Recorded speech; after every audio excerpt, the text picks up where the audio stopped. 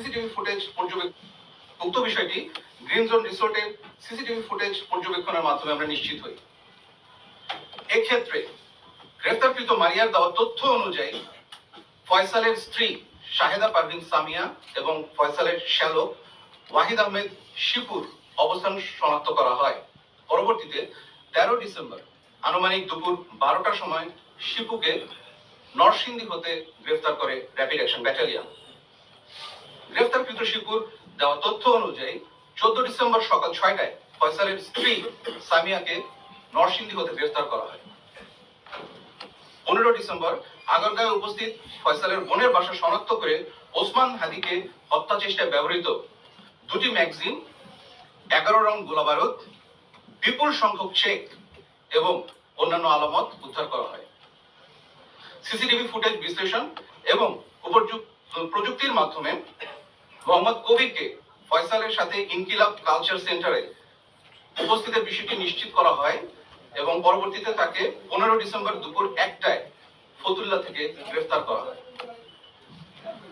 গ্রেফতারকৃত ফয়সালের স্ত্রী সামিয়ার তথ্য অনুযায়ী গত 16 ডিসেম্বর সকাল আনুমানিক 5টায় ঢাকার কেরানীগঞ্জ থেকে ফয়সালের মা ও বাবাকে গ্রেফতার করা হয়। ফয়সালের মা ও বাবার কাছ থেকে প্রাপ্ত তথ্যের ভিত্তিতে ফয়সালের শ্যালক শিপুকে জিজ্ঞাসাবাদের মাধ্যমে শিপুর বন্ধু মোহাম্মদ ফয়সালকে গ্রেফতার করা হয়। এখন এ পর্যায়ে আটককৃত অভিযুক্ত ব্যক্তিবর্গকে জিজ্ঞাসাবাদের মাধ্যমে নিম্নোক্ত তথ্য সমূহ আমরা জানতে পেরেছি, যা আপনাদের সামনে উপস্থাপন করছি।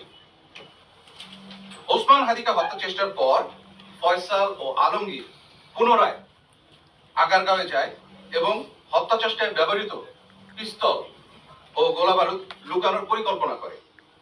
অস্ত্রের ব্যাগটি সে তার বাবাকে দিয়ে তার শ্যালক শিপুর নিকট হস্তান্তর করতে বলে এবং সিএনজি যোগে সাভারের উদ্দেশ্যে রওনা দেয়। পরবর্তীতে ফয়সালের বাবা ব্যাগটি শিপুর কাছে হস্তান্তর করে। শিপু এই ব্যাগটি নরসিংদীতে ফেরত নিয়ে গিয়ে তার বোন অর্থাৎ ফয়সালের স্ত্রী সামিয়ার নিকট দিয়ে দেয়। সামিয়া ব্যাগটিকে পুনরায় শিপুর কাছে দিয়ে এটিকে লুকানোর জন্য বলে দেয়। পরবর্তীতে শিপু তার বন্ধু মোহাম্মদ ফয়সালকে বাসায় ডেকে সে ব্যাগটি দিয়ে দেয় গোপন করবার উদ্দেশ্যে।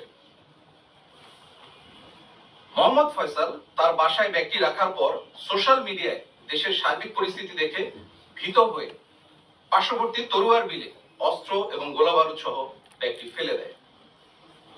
পরবর্তীতে তার দেওয়া তথ্য অনুসারে হত্যা চেষ্টায় ব্যবহৃত 2টি বিদেশি পিস্তল, 2টি ম্যাগাজিন, 41 রাউন্ড গোলাবারুদ এবং একটি খেলনা পিস্তল উদ্ধার করা হয়। র্যাবের মূল লক্ষ্যই হলো অপরাধ নির্মূল করে একটি নিরাপদ, শান্তিপূর্ণ এবং সুশৃঙ্খল সমাজ গড়ে তোলা। আর তাই এই ধরনের অপরাধীদের বিরুদ্ধে আমাদের এই অভিযান চলমান থাকবে এবং এই ঘৃণ্য হত্যাকাণ্ডের সাথে জড়িত মূল অপরাধীদেরকে অবশ্যই আইনের আওতায় আনা হবে। পরবর্তী অংশের জন্য আমি বিজিবি সেক্টর কমান্ডার স্যারকে অনুরোধ করব। বিসমিল্লাহির রহমানির রহিম। উপস্থিত সাংবাদিকবৃন্দ, আসসালামু আলাইকুম। আমি colonel Sarkar Mohammad Mustafizur Rahman, BGB sector commander, Mymensingh সেক্টরে কর্মরত আছি। আপনারা জানেন যে আমাদের বর্ডার গার্ড বাংলাদেশকে 4427 কিলোমিটার এলাকার সীমান্ত জুড়ে আমাদের কাছে দায়িত্বটা পালন করতে হয়। এই দায়িত্ব পূর্ণর অধিকাংশ এলাকাটাই হচ্ছে খাল, নদী, বিল, জঙ্গল এবং অত্যন্ত চ্যালেঞ্জিং একটা এলাকা।